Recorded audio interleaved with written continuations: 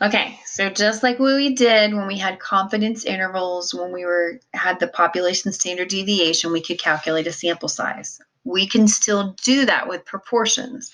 I know this looks nasty, but it's pretty easy. Okay, remember, small n is my sample size. This right here has to do with your z-scores. This is the proportion of success. This is the proportion of not success. And here is your error bound of proportion squared. So let's do this. Suppose a mobile phone company wants to determine the current percentage of customers age 50 plus who use text messaging on their phone. How many people age 50 plus should the company survey in order to be 90% confident that the estimated sample proportion is within 3 percentage points of the true population of customers age 50 plus to use their text messaging? Okay, a lot of times in research, we want to know if we have the correct sample size. There are calculators out there to do that for you. They are kind of tricky, so this might be the better way to do that. All right. So here it said, I'm going to do this. Let me push it here so it might be easier so you can see what I'm doing, so I can highlight stuff so you see where I'm getting it. All right. So what's important? So this right here is important, this 3 percentage points. And then right here, my 90% confidence. Okay. Those are very, very important. So I know my error bound proportion is 0.03. It's the same as that 3 percentage points because I want it to be within 3 percentage points on there. And then the z with the alpha divided by 2 is 1.645. And that's because the confidence level is 90%. That's where I got all that stuff. Remember, if I go back to the beginning of this PowerPoint, if I look at 0.90, here it is 1.645. So that should be able to help you with that. Okay. All right. So let's keep going. All right. So, all right, I've got that. So then I know those items. Then all I need to do is I just need to plug in.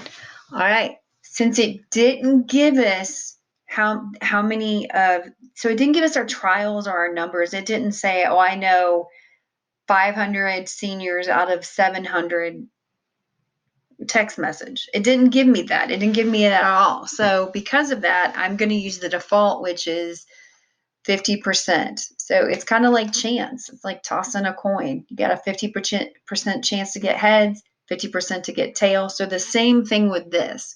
It's not always the case. If you're given your sample with the number of successes, always use that. But in this case, when you're not, you don't have to.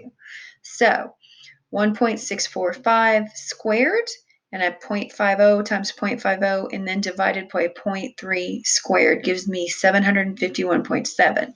I always round up because it's always okay to have a bigger sample size. So 752 cell phone customers age 50 in order to be confident. All right, let's do something else. What if I did this? I'm going to do another quick sample. I'm going to copy this thing, duplicate. Okay. I'm going to go here and I'm going to call this B. All right, so let's say this. Say I know that, let's do 65% of customers aged 50 plus may text message. Okay, so I was given that, correct? 0.65. All right, so let me do this. I'm going to duplicate this slide too, and I'm going to push it down here. All right, so things have changed a little bit. All right, so now because I know that 65%, right here, remember I just said this, 65%, I'm going to highlight it in yellow. Okay, so now P at equals 0.65 and the Q equals 1 minus 0.65, which equals 0.35. Okay, so I've changed it slightly, but it's not a big deal. So if I go here, then this one is going to be 0.65, and this is going to be 0.35. All right, so look what I'm going to do. I kind of did this for a reason. I'm going to put this stupid thing in my calculator. All right. My best advice, do it in steps. So I'm going to do, if you have one of these, it's okay. If not, just do it in steps and it won't be bad. All right.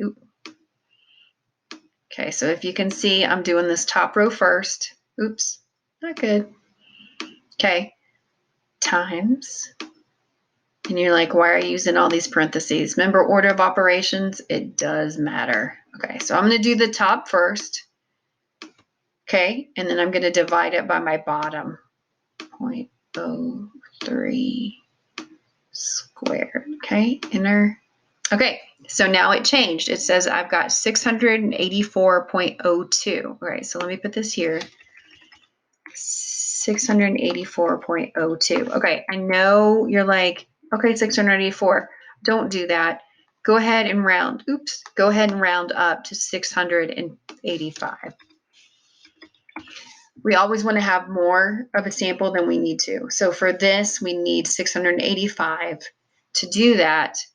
And I'm going to put this right here. We knew the P and the Q. Okay.